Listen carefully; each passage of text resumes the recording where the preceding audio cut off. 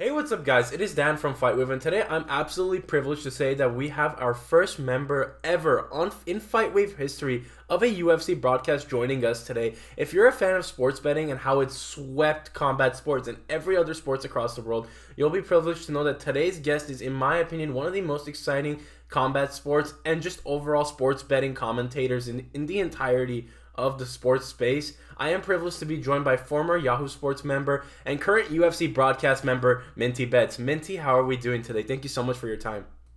Oh my gosh, Dan, thank you so much for having me. I've been a fan of your page. So when you reached out, I was very, very excited, very, very nervous. So Thank I'm glad to be here. Thank you so much, Minty. And, first and foremost, my God, just to see your evolution in the landscape, from coming over from Yahoo Sports over to the UFC broadcast and just how you've been almost, I guess, maybe not to you, but to the fan base and like just the overall MMA landscape, been accepted with open arms and really, flourished under your UFC broadcast role. It's been really amazing to see. So talk to me first and foremost about how you've been and just how everything has been since adjusting to your time with the UFC thus far. I've been good. It's definitely been a change because, as you mentioned earlier, I was with Yahoo Sports for almost 5 years, talking betting about every sport, mainly NFL, MLB, NHL, a little NBA and F1. And then really it was during the pandemic is when we had to switch and make UFC our main subject of focus. So it's been a very wild transition to go from talking about every single sport and every single event to just UFC.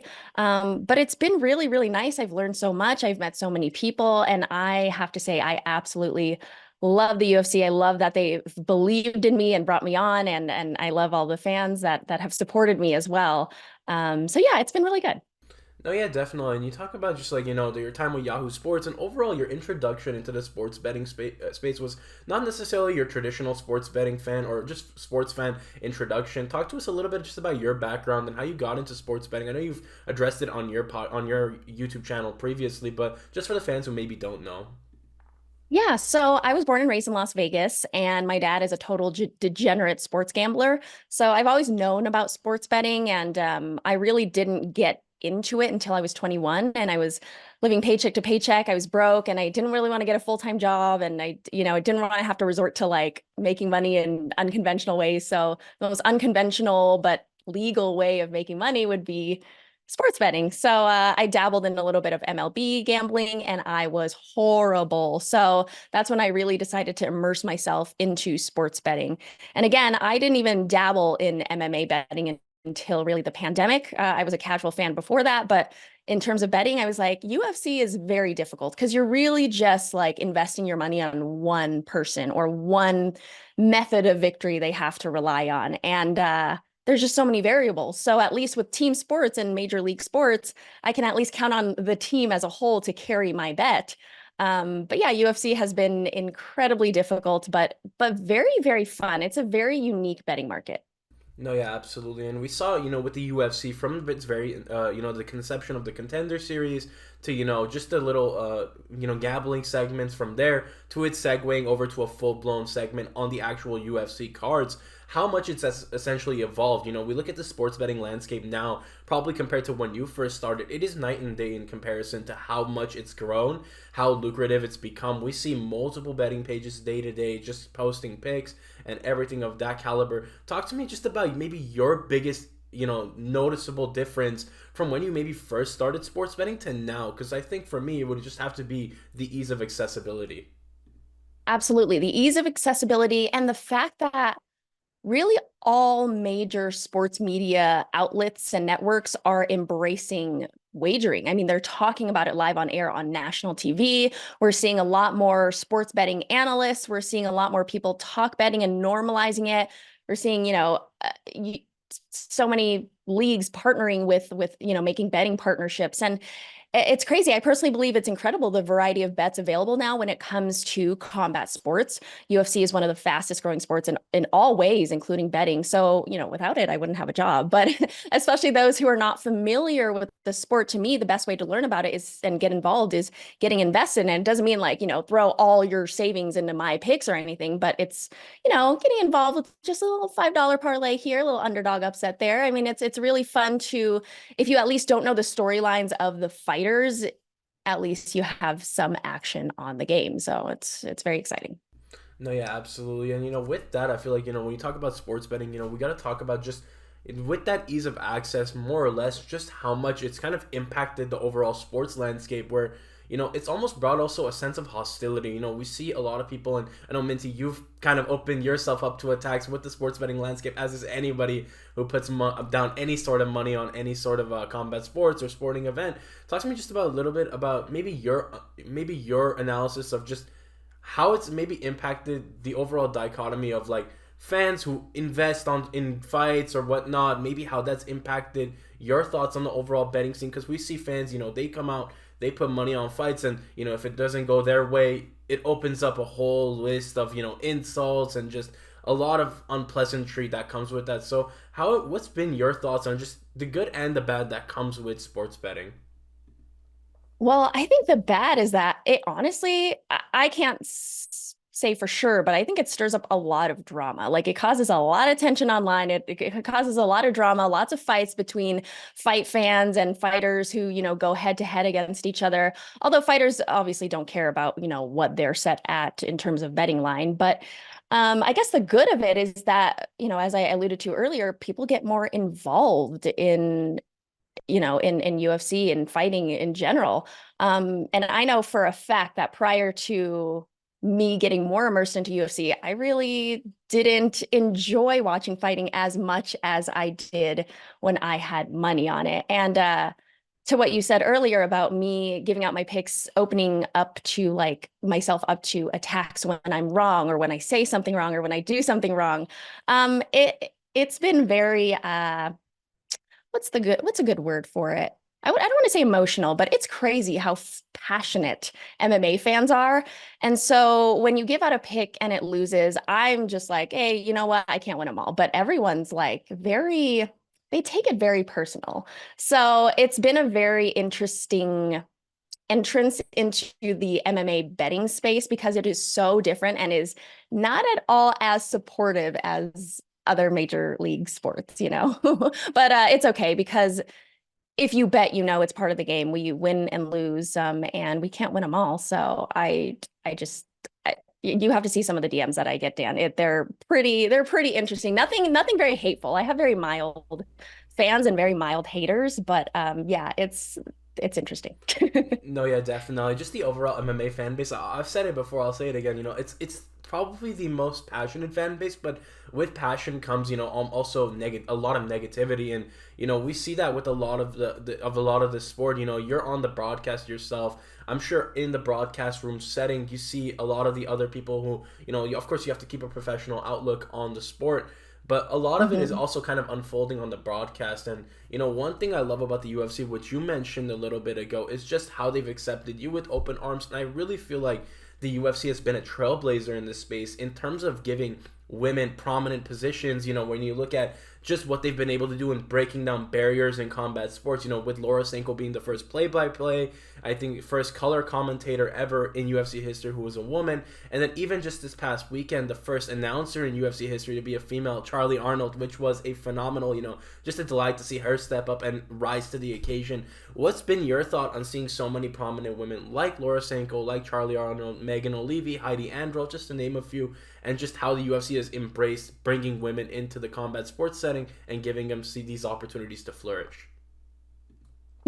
Increased visibility of women in this space is very important. It expands the fan base. It teaches others that you don't have to necessarily fight to be involved in such a unique physical sport. And because we're still in the premature stages of women in this space, there are still so many opportunities to prove ourselves and break barriers and records. And this is an international sport where a lot of the fans are not just based in the US like the NFL or the NBA. Half the fans represent so many different countries around the world, which is even more inspiring because in some of these countries, women don't get the respect or opportunities or support like myself or other women I work with. So representation matters. And for those, who don't see or realize it and realize how special it is, you have to think about all the young women in these cultures and households that don't get that support. So this is the exact reason why it's necessary to ensure that this isn't just a boys' club. Oh yeah, absolutely. And I wanted to actually mention, you mentioned just the inspiration that comes from seeing women get into these prominent positions and be able to excel and flourish, but also just how mixed martial arts is so unique in the sense that you don't necessarily need to come from your conventional sports journalism background or broadcast journalism background, and you're able to cover it really, like me. I came into this sport as a fan, and it's become something and blossomed into something far greater that I could have ever imagined.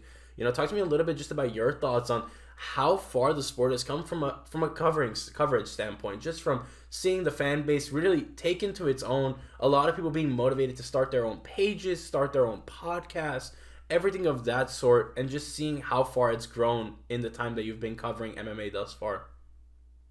UFC is such a unique organization, and I mean this in the most respectful way, that UFC is just the regular man's sport. Like, not saying like anyone can do it, but you see real, like, just raw people participating in the sport and wanting to be on the UFC roster and wanting to make a name for themselves in the space in some way. If it's not fighting, it's starting your own page and breaking down the fights or interviewing fighters or just getting involved in some way. And I think it's actually really cool that all these fighters are actually, for the most part, really open to just going on all these podcasts and all these shows that people start that aren't part of the major media networks.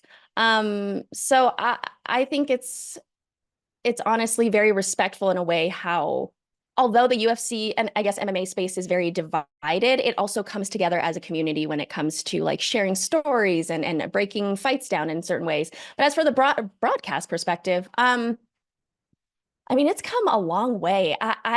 In terms of betting, I haven't ever really seen UFC implement like live odds into um, during the live broadcast and everything. And I'm so grateful to be part of piloting, you know, giving out my picks on the fight night broadcast. And I really hope to maybe expand that into like pay-per-view fights or maybe traveling with a team someday. But for now, I'm absolutely honored because I know there's so many betting shows and there's so many, I don't know, UFC based channels that give out picks, and to have chosen me, someone who wasn't really active in the MMA community before, I'm absolutely honored. But that's kind of the thing too, is that I get asked all the time, how did you get hired? How did you get this job? It's not really something that you apply for. It's just, I just got noticed because during the pandemic, I did a lot of work with BetMGM and specifically with UFC odds and parlays and boosts and everything.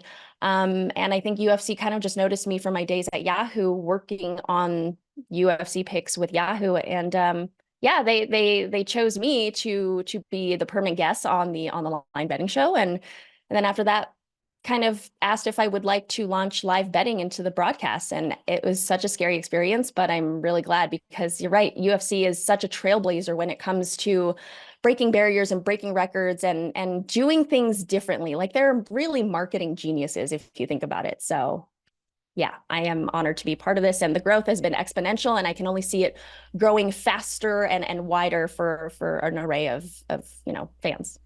No, yeah, definitely. And you mentioned being a trailblazer in the space. You look at the UFC, and even just now with NBA TV and NBA League Pass, if I recall, the NBA is actually trying to integrate live betting into its broadcasts. When you watch from home, as easy as with the click of a button. And you look at what the UFC with the live betting segment. I love what they've been doing there. And you mentioned just how the space is. It's a very exciting time, I think, for sports betting. People look at it as obviously like, of course it's gambling in some degree, and you have to of course gamble responsibly. But just the overall earning opportunity of it, and just the excitement that it brings to the fight, like you said, almost like measured chaos if you really think about it. Where it's not necessarily like, oh, I'm gambling money, but it gets, I can tell you, I can't tell you the amount of times that I've put money on a fight, not necessarily that meets the eye of an average fan, but that it keeps you invested in the fights, and it brings a whole level of energy where, win or lose, you're almost content with just the result because of the experience, the adrenaline rush that you get in that moment.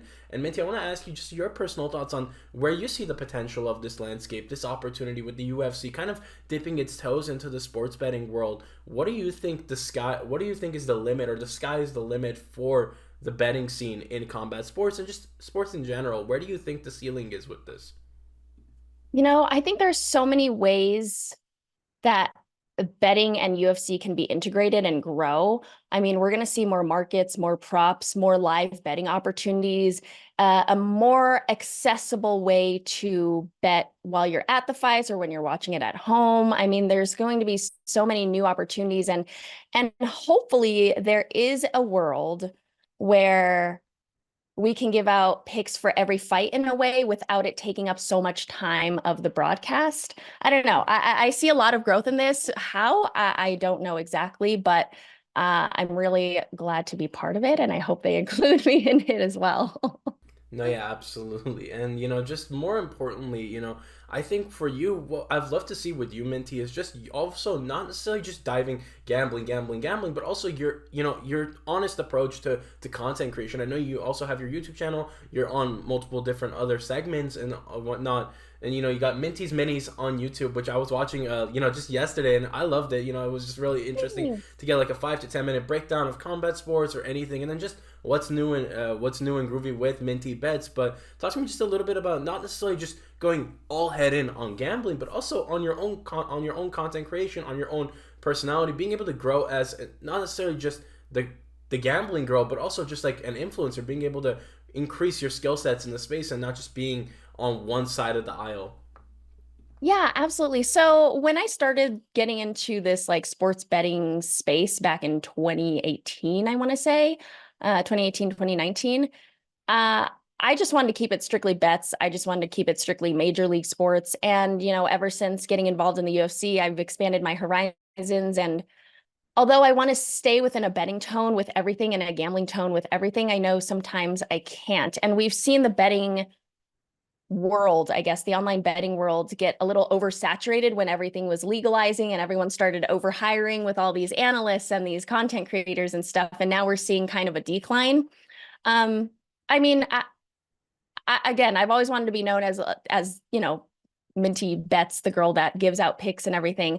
But now with my new YouTube channel, Minty's Minis, I kind of want to talk about everything I focus on because after, debuting for UFC with my bets, people only now know me as like the girl that gives out UFC bets, but they don't know that I've, talked about like NFL and MLB. Those are my best sports, NHL, Formula One. And it really sucks because I mean, I put in a lot of work and focusing in all those sports, but it really sucks that I still don't get the credit that not that I should get, but like people don't believe that I watch all these sports. But yeah, it kind of sucks that people don't believe that I actually watch and I actually gamble. And then to this day, people are still asking if I actually bet on sports, which like honestly like irks me, but I understand. I'm not really the typical sports bettor, and that's the barrier that I'm trying to break is that I'm not the typical sports bettor and I'm not a sharp. I'm really like I do consider myself like relating to the public bettors here and siding with the public, and that's kind of what I want to stay in is just like the casual guy, like just betting. And I'm actually a degenerate who made it on TV. So yeah, that's kind of how I want to be viewed as, I guess. No, yeah, absolutely. And, I would say not necessarily, discrediting you. I think you've done a remarkable job, Minty, and just in terms of how you've grown in the space. And, I think you're selling yourself short a little bit here. I do think that overall the sentiment towards Minty Bets is remarkable. I think what you've done with the sports betting space in the UFC, incorporating your own unique flair, has been remarkable to see. And I think just overall, where the way that combat sports, the way that not even just in a gambling sense, but you look at, or not even not gambling, but like sports betting, you look at just the overall sense of how the sport has grown, even in the journalism sense. I would say, I agree to an extent of what you're saying, just in my own personal regard with broadcast journalism. Not coming from a conventional background, not necessarily getting the credit that we deserve, but making do with what we have and being able to turn the doubters into fans.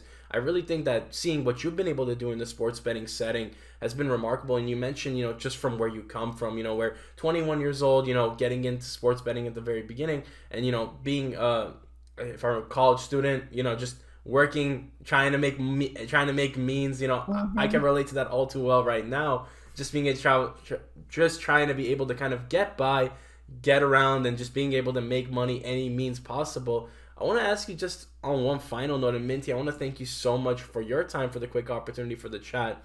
What would be your message to Minty Bets maybe 10 years ago? You mentioned the Minty Bets that was trying to make it by, trying to succeed and excel in the space, or trying to succeed in any category.